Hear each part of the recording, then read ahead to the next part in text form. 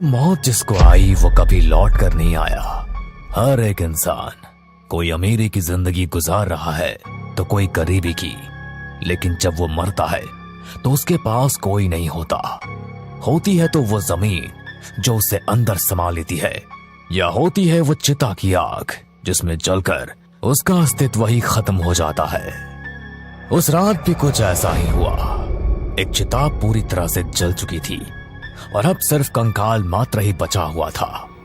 दूर दूर तक कोई नजर नहीं आ रहा था।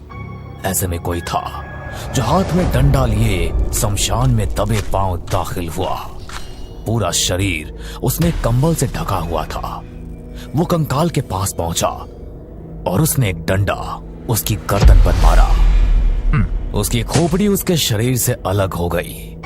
उस शख्स ने खोपड़ी को उठाकर अपने कंबल में दबा लिया और फिर बिजली की रफ्तार से वहां से निकल गया। नताशा और रागिनी दोनों सगी बहनें थी। इनके बीच बहुत प्यार था। जहां नताशा छोटी होते हुए भी काफी समझदार थी, वहीं रागिनी बड़ी होते हुए भी नटखट और नासमझ थी। एक दिन ये दोनों कॉलेज लॉन में टहल रही थी कि तभी एक लड़का हाथ में फूल लेकर इनके सामने आया। ये लो नताशा, आई लव यू। सभी के सामने उसका ये बर्ताव देख नताशा अचानक से भड़क गई।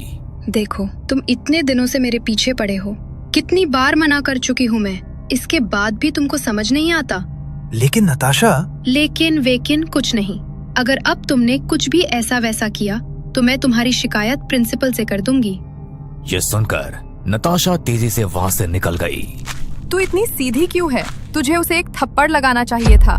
नहीं दीदी, मुझे तो उसे ऐसे डांट कर भी बुरा लग रहा है, लेकिन इतने दिनों से इसे कुछ नहीं कह रही थी तो ये पीछे ही पड़ा हुआ था। उन दोनों ने अपनी ग्रेजुएशन की पढ़ाई पूरी की और अब रिजल्ट का दिन आया। तुम दोनों में से जिसके मार्क्स अच्छे हुए उसे गिफ्ट भी उतना ही अच्छा मिलेगा। अरे कैसी बातें कर रहे हैं आप? दोनों हमारी ही बेटी हैं। नहीं भाई, जो रूल्स हैं वो रूल्स हैं, ये तो करना ही पड़ेगा।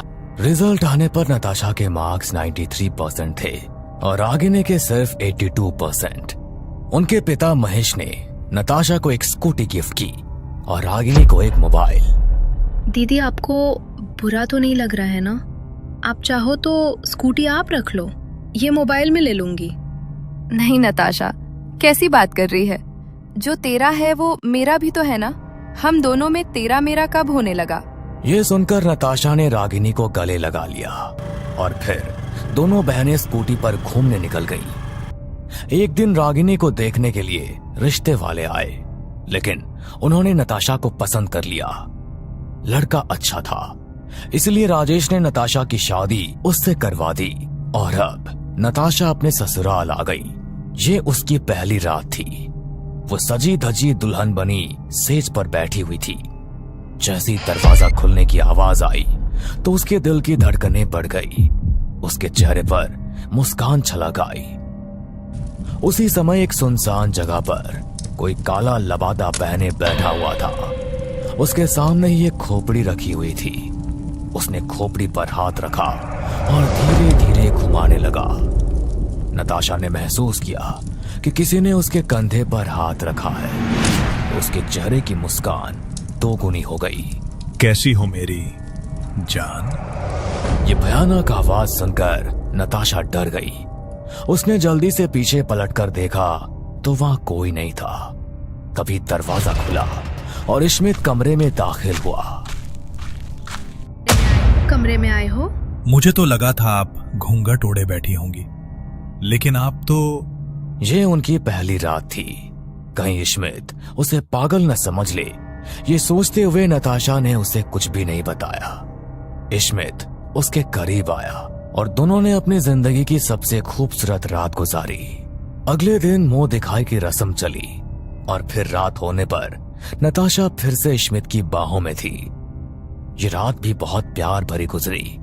करीब 4 बजे जब ये दोनों सो रहे थे तो किसी ने नताशा का पैर पकड़कर खींचा और वो बेड से जमीन पर आ गिरी। आउच! उसने पाया कि वो जमीन पर है, लेकिन इश्मित आराम से पलंग पर सोया हुआ है। तभी उसकी नजर आईने पर पड़ी। उसने देखा कि आईने में उसका अक्स उसको बुरी तरह से घूर कर देख रहा है। ये देख उसका दिल दहल उठा। तभी उसका अक्स अचानक से आईने के करीब आ गया।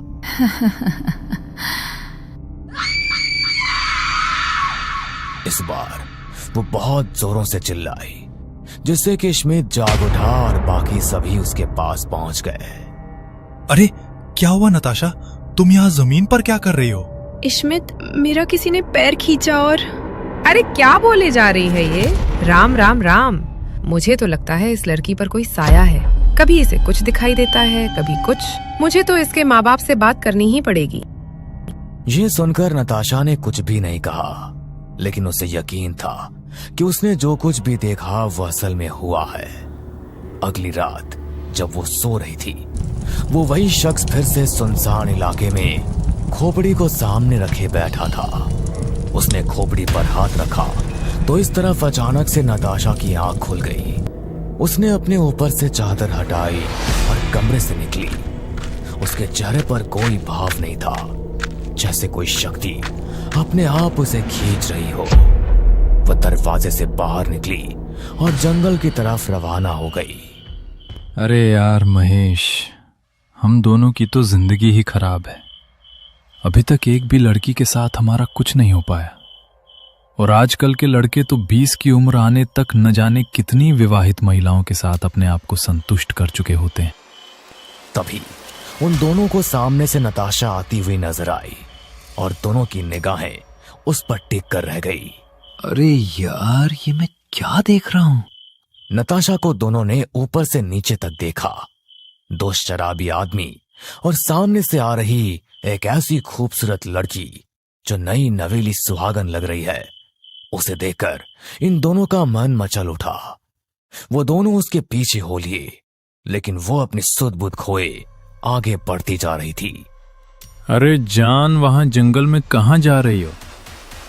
लगता है आज जंगल में मंगल होने वाला है। नताशा एक पेड़ पर जाकर रुकी और देखते ही देखते पेड़ पर चढ़ गई। फिर पैरों के बल पेड़ की डाल पर उल्टी लटक गई। उसे देखकर इन दोनों के चेहरे पर आई शैतानी मुस्कान उड़न छू हो गई और आंखों की वासना खत्म होकर उनमें खौफ उतर आया। भाग महेश। वो दोनों भागना चाहते थे, लेकिन तभी नताशा ने लटके लटके ही अपने दोनों हाथों से उन दोनों की गर्दन पकड़ ली और एक ही झटके में धड़ से अलग कर दी। सुबह 4 बजे नताशा की सास नंदिनी ने दरवाजा खटखटाया। बहू, अरे ओ बहू, कब तक सोएगी? उठकर पूजा की और रसोई की तैयारी कर ले। अरे तू, ये बहू कहाँ है? पता नहीं माँ, सोए तो हम दोनों साथ में ही थे। वाह, पति को ये भी नहीं पता कि उसकी बीवी कहाँ है।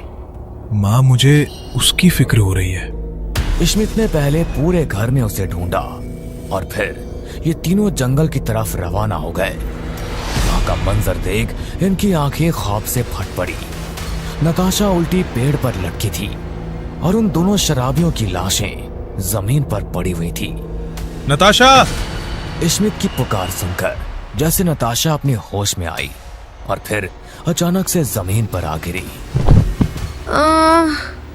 ये लड़की बिल्कुल भी ठीक नहीं लग रही।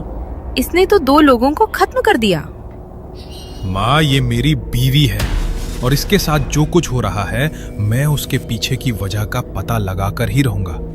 मैं इसे लेकर जा रहा हूँ। अब जब नताशा बिल्कुल ठीक हो जाएगी तभी वापस लेकर आऊंगा। स्मिथ उसी दिन नताशा को लेकर उसके घर के लिए निकल पड़ा। घर पहुंचते ही स्मिथ ने नताशा के बारे में उनको सब कुछ बताया तो नताशा के माता पिता रागिनी परेशान हो उठे। ये सब क्या हो रहा है? यहाँ तो तेरे साथ ऐसा कुछ नहीं होता था। हमें इस मामले में किसी तांत्रिक की मदद लेनी पड़ेगी। जरूर किसी ने नताशा पर कोई जादू किया है। स्मिथ और नताशा के घर वाले उसे लेकर एक तांत्रिक के पास पहुंचे। तांत्रिक ने अपनी कुछ विधियां की। काफी देर तक मंत्रोच्चारण के बाद उसने अपने हाथ में चावल लेकर नताशा के सर पर घुमाए और फिर जैसे मुट्ठी खोली तो चावलों में कीड़े रेंगने लगे। तांत्रिक ने चावलों को झटके से जमीन पर छोड़ दिया। क्या हुआ बाबा? अगर चावलों का रंग लाल हो जाता तो इसका मतलब था कि इस पर कोई साया है, लेकिन यहां तो चावलों में कीड़े ही पड़ गए। इसका मतलब? इसका मतलब कि ये कोई छोटा मोटा साया नहीं है, बल्कि किसी ने नताशा पर काला जादू किया है, वो भी कपाल वशीकरण। मरे हुए मुर्दे की खोपड़ी को लेकर 21 रातों तक सिद्धि की जाती है। उसके बाद उस खोपड़ी में इतनी शक्ति आ जाती है कि अगर उसके जरिए किसी पर काला जादू किया जाए तो उसे मौत के मुंह तक ले जाया जा सकता है। ये सुनकर सभी परेशान हो उठे। नताशा, क्या तुम्हारा कोई ऐसा दुश्मन है जो तुमको खत्म तक करने पर उतारू हो सकता है? नहीं, मेरा कोई ऐसा दुश्मन क्यों होगा? मैंने आज तक किसी का दिल नहीं दुखाया। ठीक से याद करो, कोई नाम याद आता है? इस पर नताशा ने अपने दिमाग पर जोर दिया। राजू। राजू? ये कौन है? इश्मित कॉलेज में एक लड़का था जो मुझे बहुत पसंद करता था। अजीब सा पागलपन था उसमें। उसने मुझे एक दिन प्रपोज भी किया था, और जब मैंने उसको मना किया तो वो बहुत उदास रहने लगा था। ठीक है, हमें जल्दी उस लड़के का पता लगाना पड़ेगा, और नताशा की माँ और रागिनी उसके पास ही रहेंगे। तांत्रिक ने एक पोटली नताशा की माँ को देते हुए कहा, ये भभूत रात होते ही नताशा के माथे पर लगा देना। जब तक ये इसके माथे पर रहेगी, इस पर जादू का असर बहुत कमी से होगा। रागिनी ने फौरन उस पोटली को ले लिया। मैं मेरी बहन को कुछ नहीं होने दूंगी। ये कहते हुए उसने नताशा को गले लगा लिया, और दोनों बहनों की आंख से आंसू बह निकले। इश्मित नताशा के पिता राजेश और तांत्रिक के साथ उस लड़के राजू को ढूंढने निकला था, और इस तरफ रागिनी और माँ नताशा के पास बैठे हुए थे। माँ, आप सो जाइए। नहीं, ऐसे में मुझे नींद नहीं आएगी। माँ, मैं इसके साथ हूं ना, आप सो जाइए।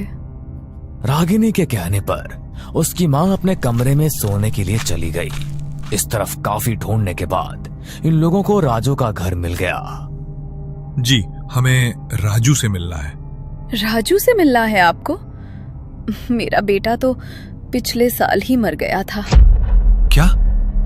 राजू पिछले साल ही मर गया था? कैसे? उसको अजीब अजीब आवाजें सुनाई देती थी।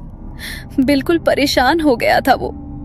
रातों को उठता, चीखने लगता, कभी घर से भाग जाता तो कभी पेड़ों पर चढ़कर उल्टा लटक जाता। मैं भी उसकी इस हालत से बहुत परेशान थी। इसका मतलब है कि राजू पर भी जादू का असर था। उसने नताशा पर जादू नहीं किया। तो फिर कौन हो सकता है बाबा? देवी जी, इनकी पुत्री नताशा का भी यही हाल है। आप हमारी मदद कर दीजिए।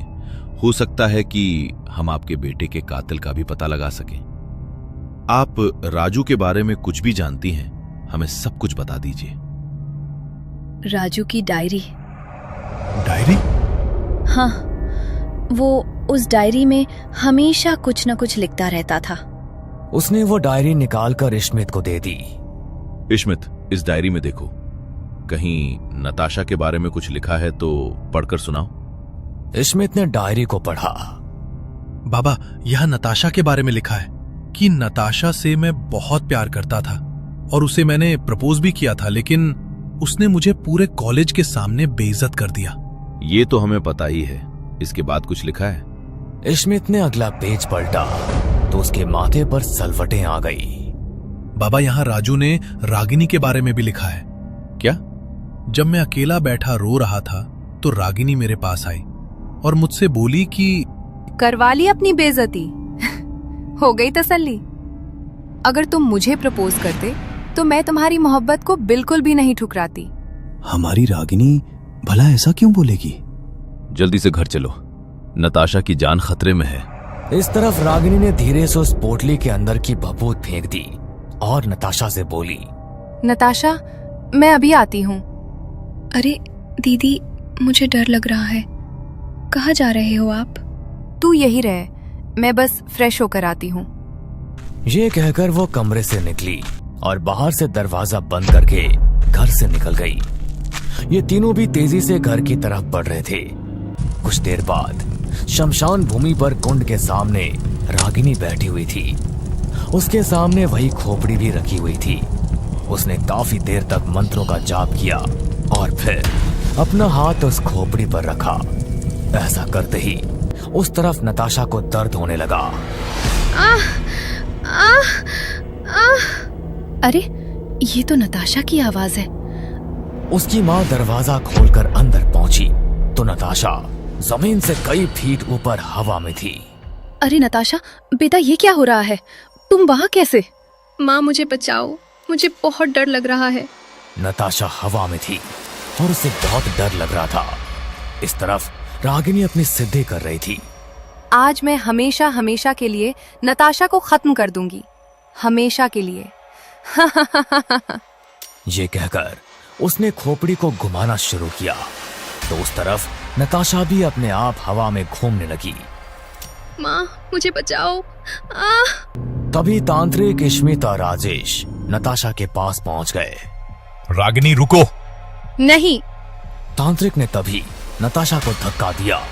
जय हनुमान ज्ञान गुण सागर, जय कपीस तिहु लोक उजागर। रामदूत अतुलित बलधामा, अंजनी पुत्र पवन सुत नामा। और वो खोपड़ी लेकर हनुमान चालीसा का पाठ करते हुए उसने वो खोपड़ी कुंड की जलती आग में झोंक दी। ये देखकर रागिनी अपने सर को पकड़कर जोरों से चिल्लाई, नहीं नहीं नहीं। खोपड़ी किसी बम की तरफ फट गई और इस तरफ नताशा जमीन पर आ गई। माँ, अपनी सगी बहन के साथ में ये सब करते हुए तुमको शर्म नहीं आई? क्यों मारना चाहती हो उसको? आपको शर्म नहीं आई 2 बेटियां होते हुए दूसरी बेटी को ज्यादा प्यार देने में? बचपन से अब तक उसने हर एक चीज को मुझसे छीना, लेकिन अब शादी की बात आई तो भी उसी को इश्मित मिला जो मुझे देखने आया था। ये सुनकर राजेश बस दांत भींच कर रह गया। रागिनी अपने घुटनों पर आ गई थी और जलती हुई आग को देखकर रोने लगी। तभी अचानक से उसे कुछ सुनाई दिया। तुमने कपाल रक्षा का वचन तोड़ा है, तुमको इसकी सजा मिलेगी। उसी समय रागिनी के हाथ और पैरों से खून रिसने लगा। पापा, ये मुझे क्या हो रहा है? ये लोग कुछ करते इससे पहले ही रागिनी के जिस्म से मांस का एक रेशा भी खत्म हो गया और वो कंकाल बनकर रह गई। तंत्र विद्या के गलत परिणाम भी होते हैं। भगवान हमें सही गलत का फैसला करने की बुद्धि दे। इसके बाद सभी जाकर नताशा से मिले। इश्मित उसे खतरे से बाहर पाकर बहुत खुश था। अगले दिन दोनों खुशी खुशी अपने घर के लिए रवाना हो गए। नताशा अपने हाथ में पकड़ा वो फोटो देख रही थी जिसमें रागिनी उसके साथ बहुत खुश दिख रही थी।